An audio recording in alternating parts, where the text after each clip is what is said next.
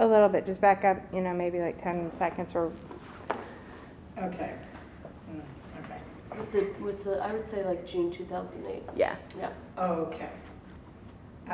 It was early June 2008 when I was just listening to all that was going on in the news, and I thought, as a documentary story quilter and a person, artist who tells not only my story, but stories of others as it affects my life, I thought this is a story that it just needs to be told. And so I started thinking about this whole journey of Barack Obama to his journey to the White House. So I started gathering information and images and trying to pay attention to the things that people were saying. For instance, what is his life about? What has he done? What has he done? So I went researching and found online a number of bills and legislation that was tied to his name in Congress. And so I duplicated those and put it on the fabric, and it is a part of the timeline that goes around the outer edge of the quilt. I also wanted to just show the education and everything, his family experience, that entire journey. So as the election and the campaign proceeded, the quilt and my ideas kept changing. I always do a little grid of what the organization of the quilt should be. I knew that I wanted to use, again, the familiar Baltimore album quilt format because it allows you to tell a story, a different part of the story in each one of the panels. I also felt that from all that was happening in the news, that this was a man who needed some sort of to be surrounded with a lot of just sort of a spiritual kind of awe around him. So in working with the quilt, I selected purple for the outer ring to symbolize that spiritual and sort of a healing to go around, African mud cloth. And then internally, I selected the green because I just thought, here's a person that's giving new life or bringing all of our life sources together. So that was, I guess, pretty much it. And then just matching up the story with some of the icons or the canons from quilt language, like the family tree, which speaks to all, you know, the makeup of all of America, and the hearts, each one of the corners. I wanted to show his family. And then as I did the research, I discovered that his father was not in his life as much as the others, so I decided to put a thin veil of red netting over the family, or over the father, but to still make him a part of the family, but sort of distant from the family. As the election went on, when he won the nomination, I was so excited about the headlines the next day from all of the states. So I was frantically trying to write down every state and the headlines from the newspapers. And that then I decided would be the strands, horizontal strands that ran across the quilt to define each square. So you can find all 50 states and the headlines the day after the election. As the quilt process continued and the election changed, I wanted to make sure that there was some honor given to women's rights. We were celebrating, so the square with Hillary Clinton celebrates that. And I was listening to Sarah Palin say she wanted to thank Geraldine Ferrara, the two women that made it possible for her to be in the position to run for vice president was Geraldine Ferrara and Hillary Clinton. And I was insistent that we somehow also document that Shirley Chisholm, you know, Shirley Mosey Braun, just that the total history was there. Even around the center square, I have Al Sharpton, Alan Keyes, Jesse Jackson, as a part of sort of documenting all the history. I made space for Sarah Palin on the square. So it just changed as the election changed, trying to talk about that entire journey. It was, I guess, toward the end of December. It was toward the end of my semester. It was like December the 18th or 19th of 2008 that I started thinking, this marks my time.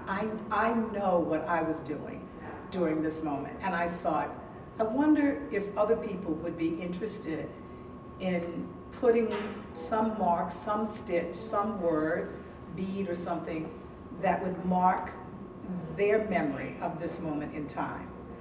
So I took the quilt to my school, my campus, Maryland Institute College of Art in Baltimore, and the very last week of school, finals week, I opened it up to the community. We had about 60 people to show up on a very short notice. My students, some faculty, people from the neighborhood. One of my friends brought her mom, who happened to be visiting from Chicago. And as she sat and stitched and cried and stitched, she just kept saying, I never thought I'd live long enough to see this. And that also is one of the squares. For myself, I just said I was privileged to see this moment, to live long enough to see this moment in time. We had students from the school and the community come over. We were scheduled to have 2 classes to come, but we ended up with 5 classes of students. I took it to my own family, biological family, my extended family. The quilt traveled to St. Mark United Methodist Church, to our family, area center for folks to add their stitches and comments. It went from there to Bates Legacy Center in Annapolis, where we had a very large number of seniors as well as young people to come out and stitch. And then the Saturday before the inauguration, we had a big open call for folks to come in and mark this moment in time at the Banneker-Douglass Museum here in Annapolis. We had about 160 some people to show up that day, and it was due to be hung immediately after the workshop at like 1 o'clock, and we were still, folks just didn't want to go. So one of the wonderful things about the quilt is, and I think it's not just this one, but it is about that whole quilt process, the tremendous energy that comes about when people are able to come together in one place. We shared more stories, we laughed, we just had a real good time of really sort of fellowshipping and just appreciating one another. People came, the word hope is on the quilt. I need to stop and count the number of times. People put their names, their family names, they linked them almost like a crossword puzzle or Scrabble board, okay, to show that connectedness. Along with the quilt is a journal that I asked people to make some comments about how you feel about this historic moment in your lifetime. And a number of people say, I am so proud. That's a number of times. I'm so proud to be a part of this moment in history because I can show my daughter that she can be and do anything that she dreams of doing, and nothing can stand in her way. I just got the book, and it goes, there's a midshipman from the Annapolis Naval Academy. It says that I'm a midshipman from Chicago. This quilt takes me home and brings back the memories, emotions, and celebrations resulting from Barack Obama's campaign and election. I've never felt such profound emotion as when I stood in the crowd at Grant Park, mesmerized by Mr. Obama's words of hope on the day he was elected. This quilt is physically beautiful to me, but what it does to my soul is beyond comprehension. It's this kind of, I guess, connectedness that makes my heart feel really good. And I call this process quilting from the soul. I'm interested in the quilt traveling and being an inspiration to many people of all ages, because our quilt workshops and the programming that we've had to go along with it has invited people of all ages. The last workshop we had just a couple weeks ago, in September 2009, had 10-year-olds, and one of the ladies said to me, you know, I'm 87 years old, and I've been quilting for a long time. And she was so excited and so inspired to just sort of get into this again with her daughter, who came along with her. So I want people to be inspired. One of the questions that folks want to know is how long it took me to do this. You know, I started in June 2008 and was up the inauguration Saturday, the Saturday before inauguration. But inviting the people, I had planned, designed, done the entire quilt basically, but I didn't have any embellishments along the edge. And that's when I thought, let's see if people would want to do this. And I have to admit, the very first beads that were put on, I remember thinking, oh my goodness, what have I done? Because it seemed like it just stood out. But as more and more people came in, it just came together as one, I think, big, beautiful community. And I'm really excited. So this one is the 5th in the American series of quilts. And the 6th one is the historically will document the lives of the black watermen on the Chesapeake Bay in Maryland. And I want to do the same thing. I'm going to open it up and extend an invitation to the communities in this area to add names of their families or tell the stories in some way of the watermen. The quilt will travel, and along with it will go the journal that people have just, it brings me to tears when I read some of the comments from people.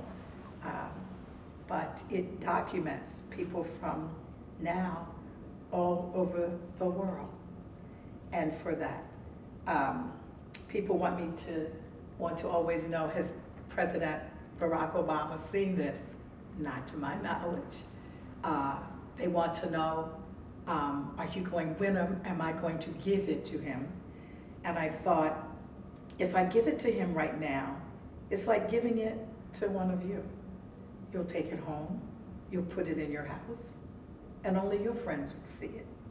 And while that's exciting, I would like for many friends to see it. Many friends to be inspired, but also to begin to document their own history and their own stories. I am very passionate about the loss of our oral history, the tellers of our oral history.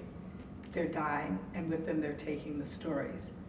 So while this quilt celebrates the life and the journey of President Barack Obama, there are a lot of President Barack Obamas out there, all colors, all nationalities, all ages. And this process of quilting from the soul, where you use anything and everything that helps you to tell that story, is okay. It's just okay.